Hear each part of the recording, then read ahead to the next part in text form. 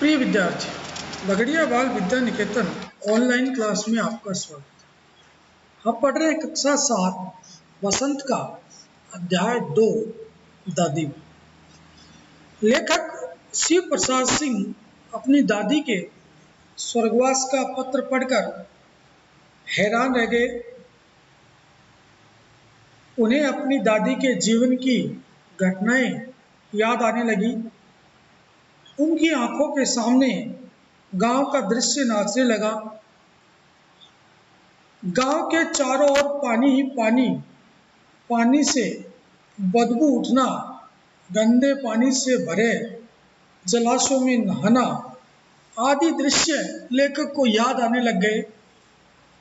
एक बार इस बदबूदार पानी में नहाने से लेखक बीमार हो गए तो दादी माँ ने उन्हें छूकर ज्वर का एहसास यानी बुखार का एहसास करवाया, वैद्य की दवाइयाँ दी।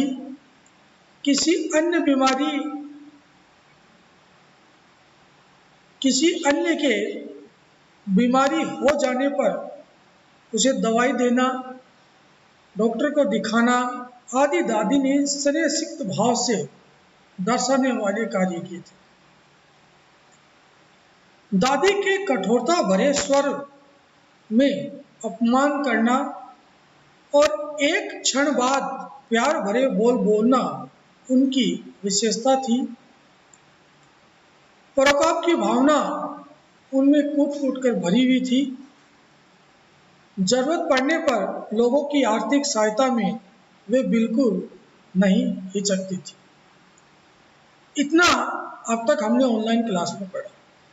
अब तक की ऑनलाइन क्लास में हमने जितना पढ़ा उसमें से 4 या 5 प्रश्न मैं आपको आज करवाता हूँ, जो बीच के और अंदर के प्रश्न हैं, जो आपकी परीक्षाओं की दृष्टि से महत्वपूर्ण भी है, जिनसे आप अभ्यास कर सकते हैं, खुद प्रश्न बनाकर उत्तर की तलाश भी कर सकते हैं।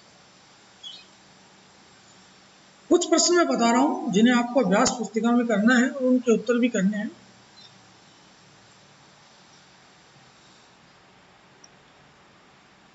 पहला प्रश्न है, लेखक का मजाक क्यों उड़ाया जाता है? लेखक का मजाक क्यों उड़ाया जाता है? उत्तर है,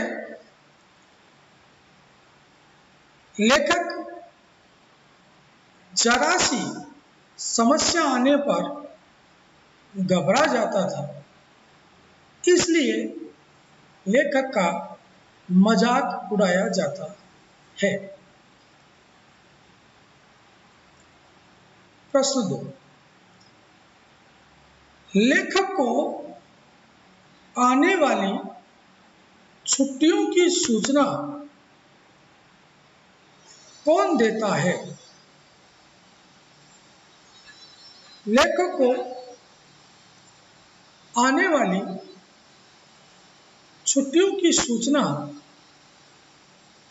उनके शुभचिंतक देते हैं।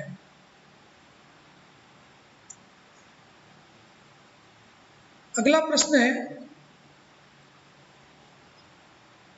अगहन में बच्चों को क्या खाना प्रिय होता है? अगहन में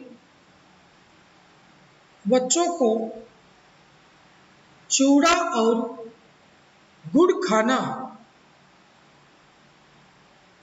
प्रिय होता है।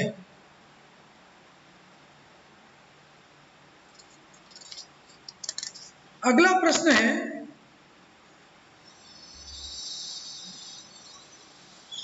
नहाकर आने के बाद दादी माँ ने क्या क्या किया? नहाकर आने के बाद